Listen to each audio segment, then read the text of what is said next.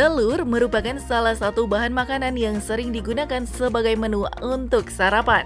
Dibuat scramble egg atau dikukus dengan bahan makanan lain, menjadi alternatif mengisi energi untuk tubuh.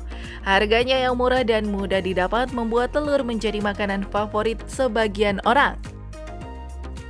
Mengandung tinggi protein, namun banyak anggapan di masyarakat tentang mana yang lebih sehat, mengonsumsi kuning telur atau putih telur, dan bagaimana cara memilih kuning telur yang aman dikonsumsi.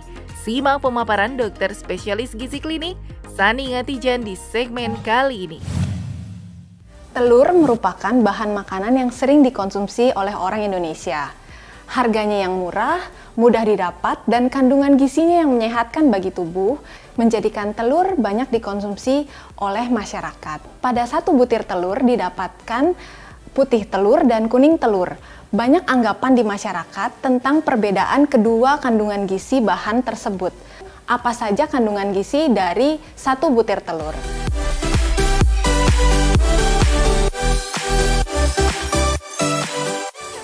Pada satu butir telur mengandung energi sebesar 75 kilokalori dengan adanya protein dan lemak di dalamnya, serta vitamin dan mineral.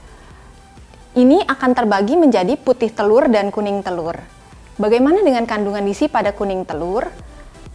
Kuning telur terdiri dari lemak sebagian besar kandungannya, termasuk dengan kandungan lemak jenuh, lemak tidak jenuh, dan kolesterol, yang tentunya menjadi perhatian pada orang-orang dengan gangguan jantung dan pembuluh darah.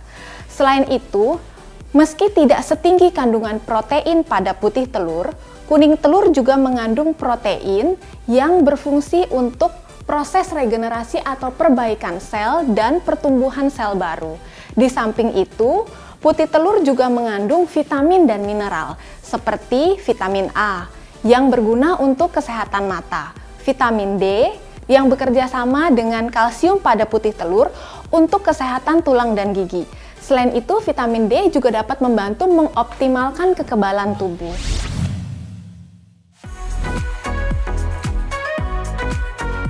Telur mengandung protein, beragam vitamin yang bermanfaat bagi tubuh.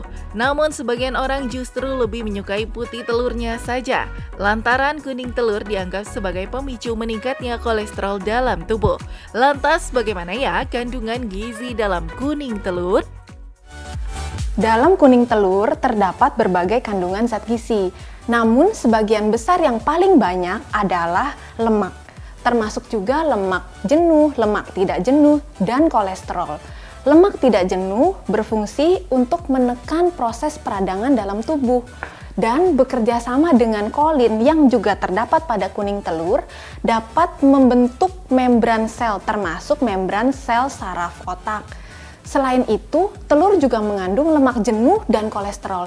Ini yang menjadi perhatian terutama pada orang-orang dengan risiko penyakit jantung dan pembuluh darah.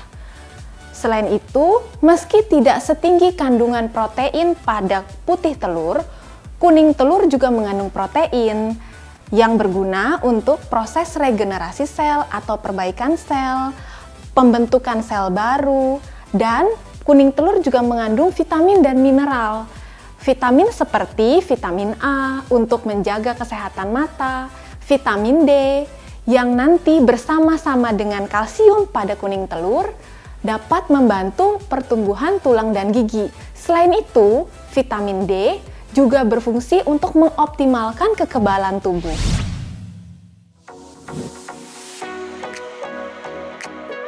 Di mana ada kuning telur, di situ tentu ada putihnya. Meskipun keduanya memiliki manfaat berbeda, namun telur merupakan sumber protein yang lengkap dan sedikit kalori. Namun lebih sehat mana ya mengonsumsi putih telur atau kuning telur? Dan bagaimana perbandingan gizi dari keduanya? Untuk putih telur, kandungan sebagian besarnya adalah protein dan tidak ada batasan konsumsi untuk protein. Untuk orang sehat, dibebaskan untuk konsumsi protein. Namun harus berhati-hati pada orang dengan gangguan ginjal, di mana protein akan membebani kerja ginjal. Sehingga pada orang-orang dengan gangguan ginjal, asupan protein salah satunya adalah putih telur harus dibatasi. Lalu bagaimana dengan kuning telur? Kuning telur sebagian besar kandungannya adalah lemak. Meskipun terdapat lemak tidak jenuh, namun besar juga kandungan dari lemak jenuh dan kolesterol, di mana untuk batasan asupan kolesterol orang sehat adalah kurang dari 300 mg per hari. Pada satu butir telur, kuning telurnya mengandung kolesterol sebesar 180 mg, sehingga harus dibatasi untuk asupan kuning telur. Sedangkan untuk orang-orang yang memiliki resiko penyakit jantung dan pembuluh darah, didapatkan batasan asupan kolesterol sebesar kurang dari 200 gram. Sedangkan pada satu butir telur mengandung 180 mg kolesterol. Sehingga pada orang-orang dengan gangguan penyakit jantung dan pembuluh darah, tentu saja asupan kuning telur harus dibatasi. Supaya Anda tetap sehat dan mendapatkan manfaat bagi tubuh setelah mengonsumsi telur, yuk simak dulu tips dari Dr. Sani berikut ini. Pertama, perhatikan warna dan tekstur pada cangkang telur. Warna pada telur yang segar adalah coklat cerah, dan permukaan cangkang juga harus diperhatikan, jangan sampai ada retakan.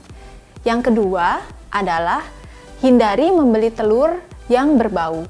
Meskipun cangkangnya utuh, namun telur yang sudah tidak segar akan mengeluarkan bau pada pori-pori dari cangkang. Yang ketiga, bisa diuji dengan mengguncangkan telur.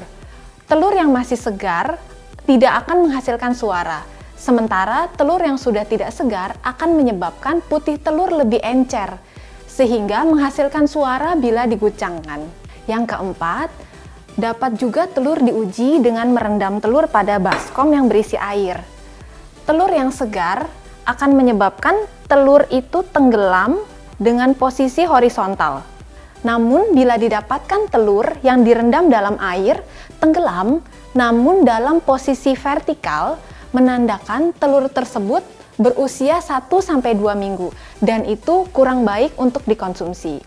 Akan tetapi, bila didapatkan telur yang direndam dalam air mengambang di atas permukaan air, itu menandakan telur tidak segar dan sebaiknya tidak dikonsumsi. Untuk orang sehat, dapat mengkonsumsi 1 butir telur per hari. Namun, untuk orang-orang dengan gangguan resiko penyakit jantung dan pembuluh darah, tentu saja harus dibatasi sebanyak 2-3 butir telur seminggu.